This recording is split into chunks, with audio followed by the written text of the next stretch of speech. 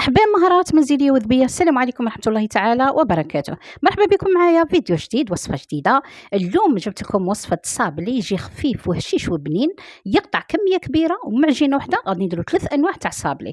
إذا قبل ما نبدو إن شاء الله ضغطوا على زر لايك وتبعوا معايا الفيديو وتدوا المقادير والكيفية.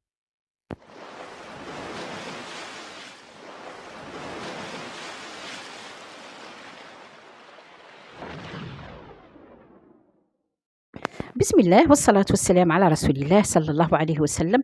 إذا خواتاتي الوصفة تاعنا شنو نحتاجو لها نبدو. أنا غادي نذكر الكيفية في نفس الوقت المكونات باه ما نطولش عليكم الفيديو. إذا عندي 500 غرام زبدة في حارة الغرفة، نزيد عليها 2 كؤوس تاع سكر غلاس ولا سكر غلاسي ولا سكر ناعم، نفوته في الصفاية.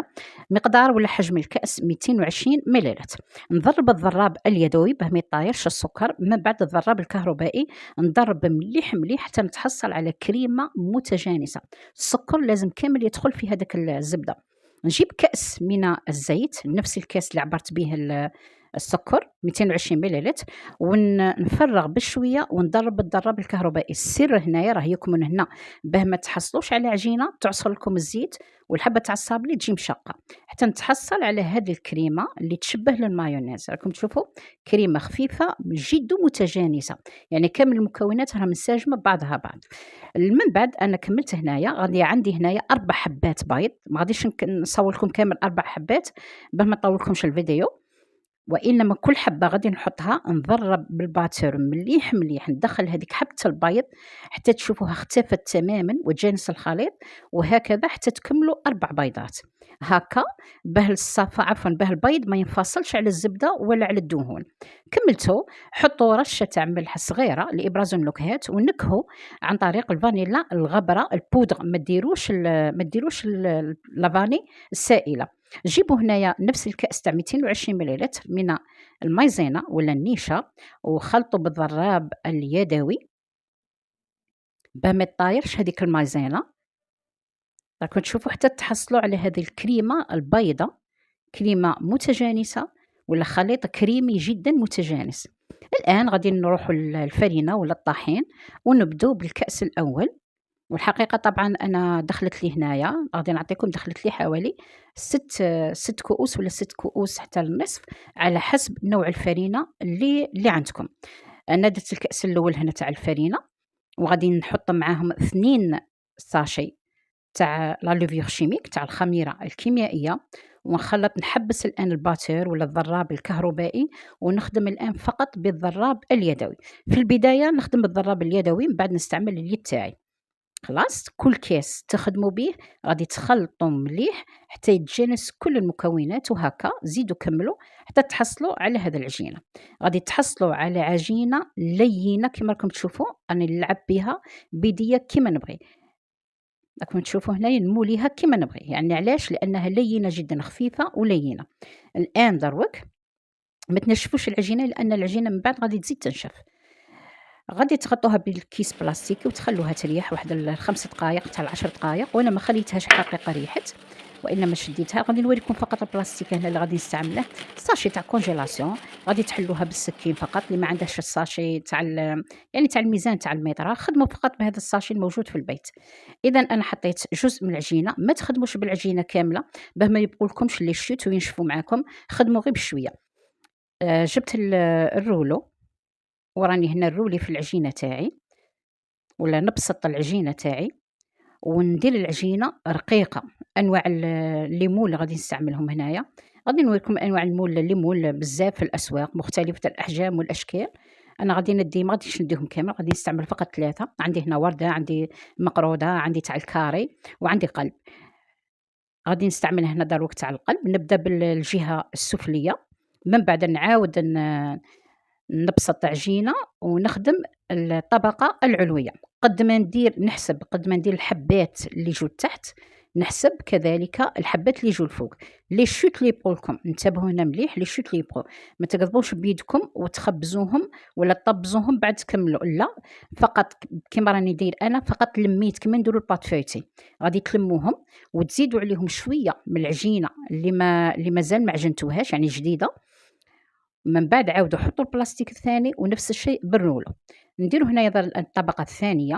الطبقة الثانية كي تضغطوا عليها، تضغطوا أيضًا على هذاك يعني الثقب هذاك الوسطاني باه يخرج مليح ما يتعبناش، ما ي وما يلصقش.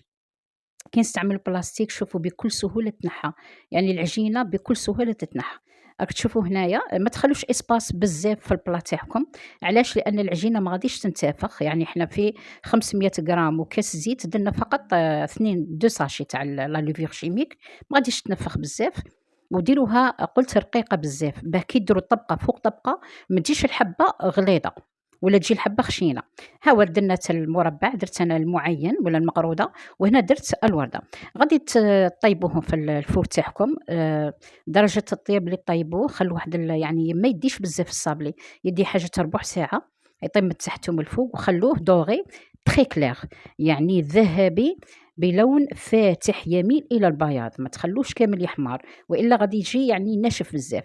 أنا هنايا درت الconfiture تاع المشماش وزيّنتها تاع الوردة هذا، وزينتها بخطوط تاع الشوكولا، وحطيت في الوسط هنايا كونفيتور ولا معجون المشمش. نروحوا للمقرودة كي درت الديكور تاعه، نفس الشيء.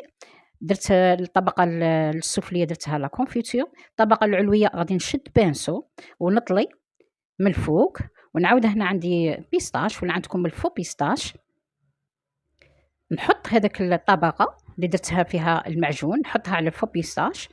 ها شو كي جات رائعة فعلًا، شابة الشكل تاعها. من بعد هنايا أنا عندي راني مخيّرة، هنا عندي شوفوا هنا غير هذاك الكونفيتور تاع المشماش، زدته باتاغون تاع الفريز، زدته قطرة تاع باتاغون تاع الفخيز، وبقى لي عندي دروك شكلين، يعني واحد درته باتاغون وواحد درته بالكونفيتور الطبيعي يعني تاع المشماش، لون المشماش. هنا تاع المربى شوفوا كي غادي نديكوريه، نفس الشيء هنايا غادي نجيب راني نوريكم الطياب تاع طابت كي من التحت كي من الفوق، ولكن دوغي تري كلير. هنا غادي نقسم الحبة على زوج ونجيب دايما البانسو تاعي نطلي. من بعد غادي نجي عندي هنا كاوكاو محمص، رحيته متوسط، يعني ماشي رقيق وماشي خشين، متوسط. من بعد نجيب لاكوبا تاعي ولا أي ورقة تحطوها تغطوا بها الجهة تاع الكوكاو، وبالصفاية تدردروا سكر غلاس على الجهة اللي ما فيها، يعني اللي ما فيها لا كوكاو لا كونفيتور، وتجيبوا الحبة التحتانية تطلوا بالكونفيتور ولا بالمعجون تاع المشماش اللي معاكم. من بعد تجيبوا الحبة الفوقانية تلصقوها، وهنا راكم مخيرين بغيتوا تستعملوا الكونفيتور اللي درنا فيه الفراز ولا الكونفيتور باللون تاعه. طبعًا أنا كي درت بالفراز جاتني أحسن، يعني ذاك اللون الأحمر مع السكر غلاس أبيض عطى رونق وعطى نظرة وعطى جمالية. هاذو الحبات اللي خدمناهم، غادي نوريكم كامل هاهو تاع المربع، هاهو تاع المعيّن ولا المقرودة، وهذا تاع الوردة، من عجينة وحدة، ومن عجينة وحدة ومقادير بسيطة خرّجنا 3 أنواع من الصابلي. غادي نعطيكم بكل أمانة يعني 500 غرام تاع زبدة ولا تاع مارغرين مع كاس زيت شعر خرجت لي 69 حبة، 69 حبة بهذا الحجم تاع المول.